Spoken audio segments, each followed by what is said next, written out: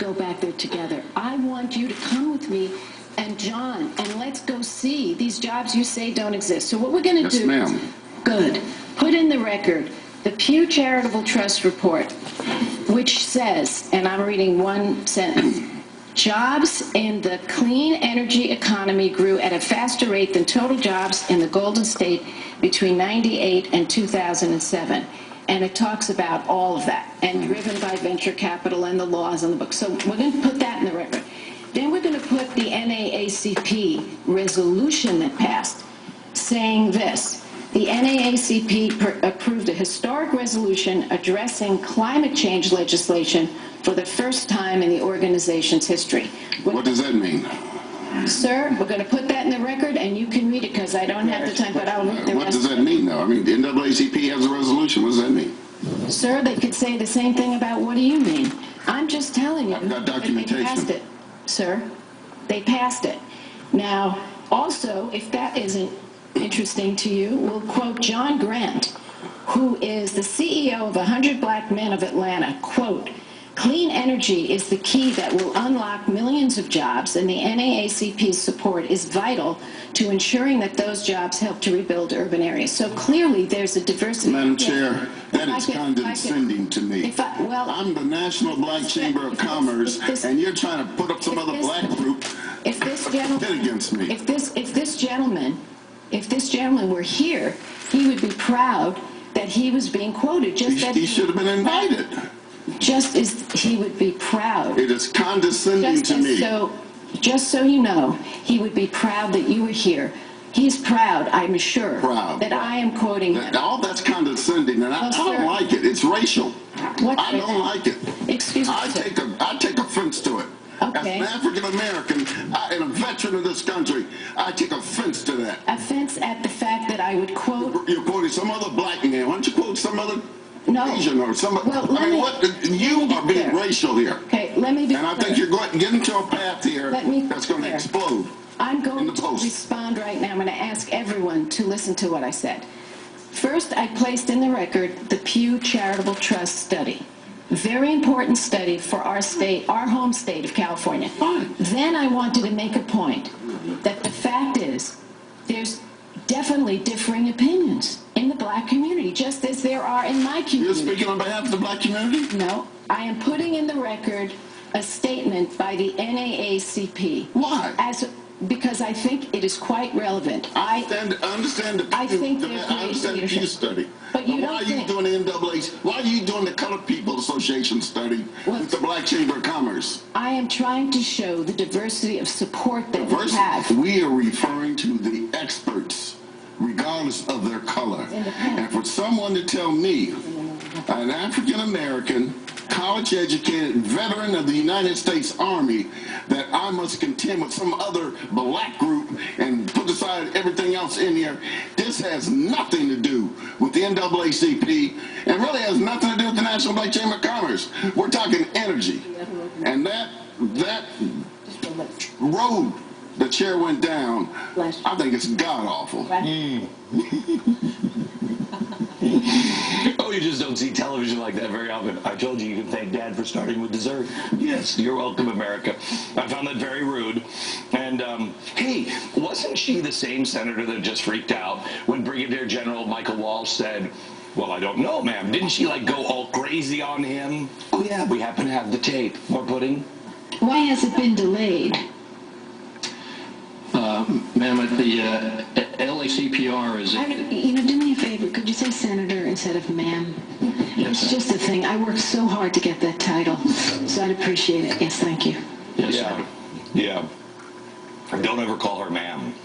Even though that's the word, of respect that the military requires you to use.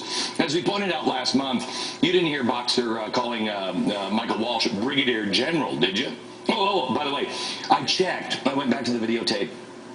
Did you notice through the first playthrough that Harry Alford of the Black Chamber of Commerce called her ma'am too? Oh, yeah. He did. Take a look. Your address is Washington, D.C. That's correct, ma'am. Yes, ma'am. So what we're going to do... Yes, ma'am. Good. She didn't correct him, not even once. You see, it's almost like being called ma'am last month when she went crazy on him wasn't about being called ma'am, it was being called ma'am by a soldier. Now, I thought to myself, who would be the best guest to just savor this moment with me? Well, we could get anybody, but I think syndicated columnist and author of the best-selling book, Guilty as Sin, Ann Coulter would be the one. Hi, Ann. Hello. How are you? That was like the. Pudding? No, I'm holding out for cookie dough this time. She doesn't eat anything. I'm holding out for, or this is the video representation of my Here, hang on just a second. Hang on just a liberal second. victims Hold on. of assault on America. Hold on just a second. You won't have pudding with me. You didn't have cookie dough the last time. Can we please talk about this beautiful episode you just showed? It was erotic. To me, it was like pudding. Maybe some people would say it was erotic. Cigarette? Now that I'll take. Okay, here you go. Go ahead. Anybody have a match? Go ahead. All right, so let's talk about this is the thing about I'm becoming a go-to gal on Barbara Boxer, by the way. I talked about that last I one, know, too. I know. And I wonder, she also mentioned as part of her defense, because if you're a liberal, you have to cite, which victims are related to you in the official victim category, that her husband is a veteran, too. I wonder if she makes him call her senator. I don't want to know that. Do not call me ma'am. That's real. That's probably too much information for me. This is the liberal worldview. To have an opinion, you must be part of an officially certified victim group. And so Barbara Boxer sees a black testifying before her, and she thinks it's appropriate to cite other blacks, and not having anything to do with the Chamber of Commerce. I just want to say this. America, I just want you to know, if I may just speak to you just directly.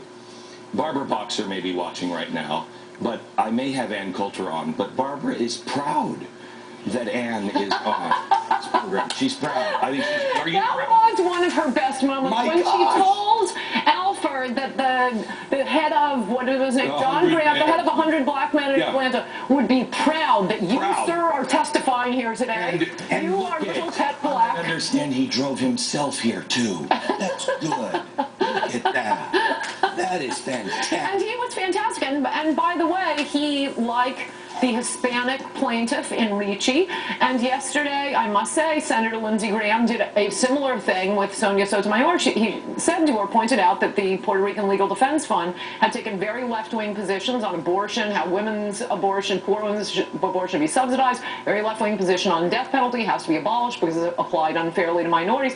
And he said to her, now, do you know any Hispanics who oppose abortion? And do you know any Puerto Ricans who support the death penalty? So you're not really defending Puerto Ricans here. It's just we call ourselves Puerto Ricans to promote left-wing positions, which is the theme of this book. Liberal victims and their assault on America. They claim victim status to create real victims, as Sotomayor did with Ricci. Let me ask you this. The NAACP, because I happen to agree with what's his face that was there from the black the Chamber of Commerce. Alfred. Yeah, and when he said, what does the NAACP have to do? This is energy. Right. What does it have to do? Right. Do you know, NAACP, colored people, the CP, colored people, are green people because we're talking green energy. Did Barbara Boxer understand? He's like, I thought green was a color. No, you have come to the correct person on this, because I will give you the official ranking of liberal victimology. Okay. And the Furbish Louse Ward, or whatever vermin the Greens are trying to protect with this energy bill, would rank below a black person. Blacks are the original certified victims, because unlike the rest of them, they really were victims. They haven't really been helped by liberals. But they at least, there was slavery, there was Jim Crow. Don't tell me gays, women, immigrants, that they have suffered at the hands of America the way blacks did. That's why everybody wants to be black, as Larry King said about his son. As if being Larry King's son isn't being victim enough. Does everybody want to be black? Or? Liberals do, because that's the top victim status. So that being black trumps being an insect. And I think this is spiraled out of control. I am explaining how liberals. Now you understand that entire exchange. It is incomprehensible otherwise. That entire exchange. That was from Mars. That whole damn thing was from Mars. That's not from a country. Once you have the liberal victimology playbook, it all makes sense. Why does she cite that her husband is a veteran? America. Nothing in America makes sense. All right, Ann, thanks a lot. But I